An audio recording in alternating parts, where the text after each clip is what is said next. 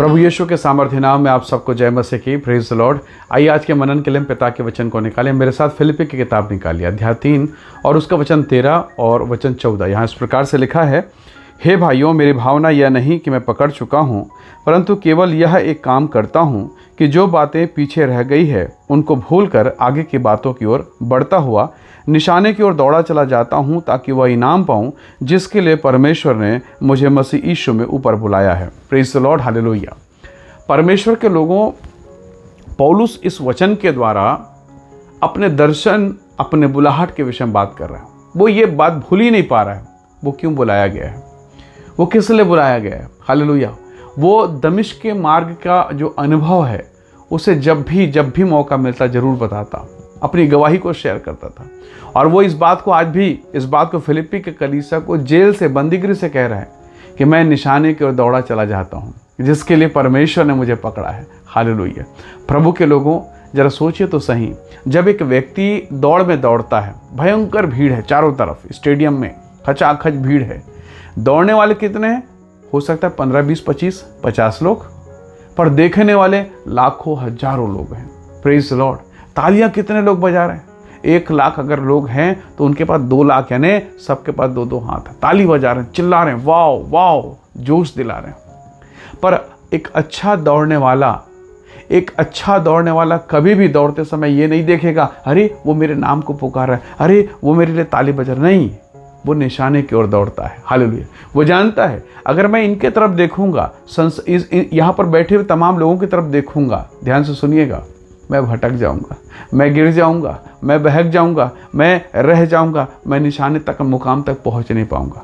पर अगर वो धावक, वो दौड़ने वाला अगल बगल की आवाज़ को, संसार के लोगों के प्रेम को, उनकी चीख और पुकार को, वो आवाज़ भी जिसे वो पहचानता ध्यान नहीं देगा, वो दौड़ता हुआ अगर आगे चला जाए, तो विजेता जो इस कार्यक्रम का, जिसने आह्वान किया, जिसने इस कार्यक्रम को आयोजित किया, वो मुकुट लेकर सामने, इनाम लेकर सामने खड़ा है।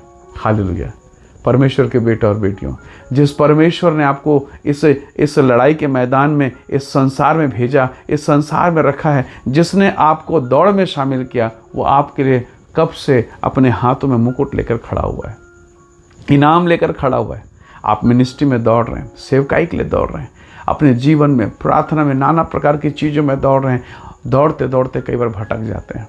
मैं कई बार भटक जाता हूँ। कभी कभी मेरी स्पीड ना कम हो जाती है, कभी प्रेयर का स्पीड बहुत ज़्यादा, फिर धीरे धीरे अचानक फिर सुस्त, फिर उपवास नहीं, फिर प्रार्थना नहीं, बहुत सारी कमजोरियाँ।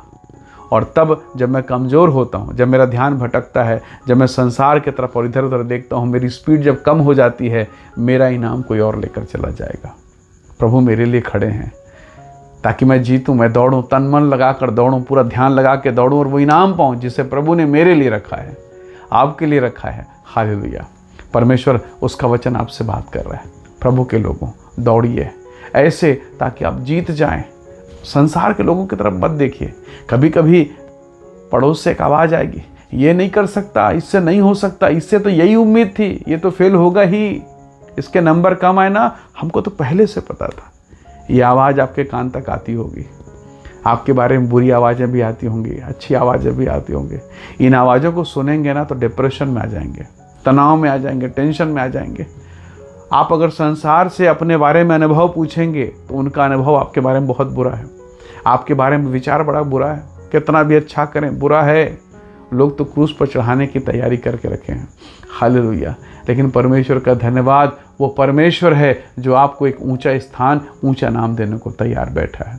संघर्ष है प्यारों, तकलीफ़ें तो आएंगी, समस्याएं भी आएंगी, आपके अपने लोग ब्रेकर बनाएंगे, अड़चन पैदा करेंगे, परिस्थितियां ऐसी होंगी, कई बार आपका मन निराश हो जाएगा और लगेगा प्रभु अब ये मुझसे नहीं हो सकता। क्या आपने एलिय्याह के जीवन को देखा? एलिय्याह प्रभु का दास, हाथ उठाता, प्रार्थना करता, 3.5 साल तक मेंह नहीं बरसा, बड़े बड़े चमत्कार, आग गिराया। पर आप अगर उसके जीवन को देखें, वो भी निराश हुआ, वो भी रोया। उसने कहा प्रभु मैं जीना नहीं चाहता। क्या आपने अय्यूब के किताब को पढ़ा? उसने भी कहा प्रभु मेरा जीवन हताश हो चुका है, मैं जीना नहीं चाहता।